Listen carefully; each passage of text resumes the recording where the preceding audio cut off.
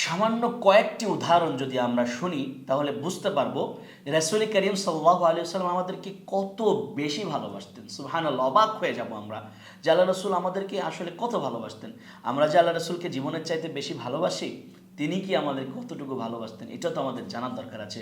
রাসূল করিম সাল্লাল্লাহু আলাইহি ওয়াসাল্লাম নিজে বলছেন, মাসালি ওয়া মাসালুকুম কামাসালি রাজুলিন আওকাদা নারা, আমার আর তোমাদের দৃষ্টান্ত হচ্ছে ওই ব্যক্তির ন্যায় যে ব্যক্তি একটি গর্ত খনন করেছে এবং সেখানে আগুন প্রজ্বলন করেছে এবং সে আগুনে ফড়িং ছোট ছোট কীট পতঙ্গগুলো এসে পড়ার চেষ্টা করছে এবং সে ব্যক্তি সেটাকে নিবৃত করার চেষ্টা করছে, হাত দিয়ে এভাবে বাধা প্রদান করছে।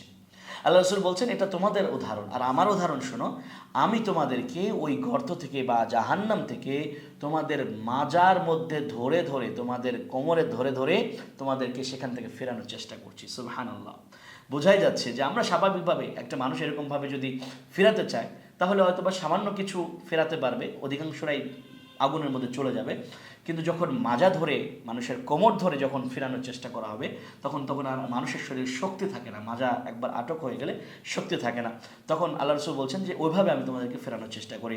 রাসূল করিম সাল্লাল্লাহু আলাইহি ওয়াসাল্লামের ব্যাপারে আল্লাহ পাক রব্বুল আলামিন বলছেন, ফালাআল্লাকা বাখিউন নাফসাকা আলা আসারিহিম ইল্লাম ইউমিনু বিহাদাল হাদিস আসাফা। ইয়া রাসূলুল্লাহ, আপনি তো আপনার নিজের জীবনকে শেষ করে দিতে চাচ্ছেন, এমন অবস্থা কেন করছেন এবং এটা কেন মনে করছেন? আল্লাহ রাসূল সাল্লাল্লাহু আলাইহি ওয়াসাল্লাম আফসোস করছিল যে আমার উম্মতেরা কেন ঈমান আনছে না, ঈমান কেন গ্রহণ করছে না। এভাবে রাসূল করিম সাল্লাল্লাহু আলাইহি ওয়াসাল্লাম আল্লাহ তাআলার কাছে আফসোস করতে করে এমন অবস্থা হয়েছে যে তার নিজের জীবনটাকে শেষ করে ফেলছেন। দেখুন রাসূল করিম সাল্লাল্লাহু আলাইহি ওয়াসাল্লাম আমাদের উপরে কতটা দরদি ছিলেন, কতটা মায়া ছিল। আমরা প্রত্যেকেই সেই বিখ্যাত ঘটনা যেটা তায়েফে সংঘটিত হয়েছিল আমরা সকলে জানি। আল্লাহ রাসূলকে পাথর মেরে ক্ষতবিক্ষত করা হয়েছিল।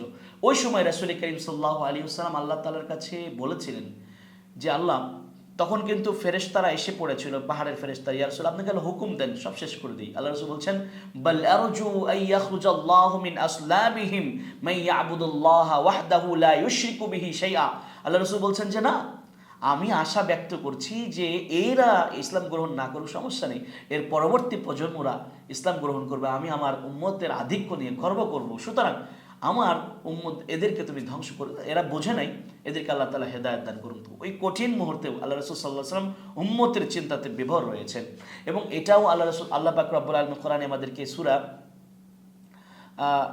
তাওবার শেষের দিকে আমাদেরকে জানিয়েছেন, লাকাদ জাআকুম রাসূলুম মিন আনফুসিকুম আজিজুন আলাইহি মা আনিতুম হারিস। এমন রসুল আমরা পেয়েছি, আল্লাহ রসুল বলছেন, আল্লাহ পাক রব্বুল আলামিন বলছেন যে তোমাদের মধ্য থেকে এমন একজন রসুল পাঠিয়েছি, তোমরা একটু সামান্য পরিমাণ ব্যথা অনুভব করবে, একটু কাঁটা বিটার ব্যথা অনুভব করবে, এটাও তিনি সহ্য করতে পারেন না। রাসূল করিম সাল্লাল্লাহু আলাইহি ওয়াসাল্লাম এতটা আমাদেরকে ভালোবাসতেন, আল্লাহ পাক রব্বুল আলামিন প্রত্যেকটা নবীকে একটি করে দোয়া দিয়েছিলেন, যেই দোয়াটা নবীরা করলে আল্লাহ তাআলা কবুল করে নিতেন। কিন্তু আল্লাহ রাসূল সাল্লাল্লাহু আলাইহি ওয়াসাল্লাম কতটা আমাদেরকে ভালোবাসতেন যে আল্লাহ রাসূল চিন্তা করেছেন যে আমি দোয়া এটা কাজে লাগাবো না দুনিয়াতে, আমি আখিরাতের জন্য রেখে দেই, আমি আখিরাতে সেটাকে আল্লাহর কাছে আমার উম্মতের কঠিন মুহূর্তে ব্যক্ত করব। আল্লাহ রাসূল বলছেন, লিকুল্লি নাবিয়্যিন দাওয়াতুন মুস্তাজাবা ইয়াদউ বিহা ফায়াস্তাজাবু লাহু। আল্লাহ রাসূল বলছেন প্রত্যেকটা নবীর জন্য একটি করে দোয়ার রয়েছে যেটা করলে ওই দোয়াকে আল্লাহ পাক রব্বুল আলামিন ফেরত দেন না। আমি আমার উম্মতের জন্য সেই দোয়াটি রেখে দিয়েছি যাতে করে আমি আমার উম্মতের জন্য কিয়ামতের ময়দানে সুপারিশ করতে পারি।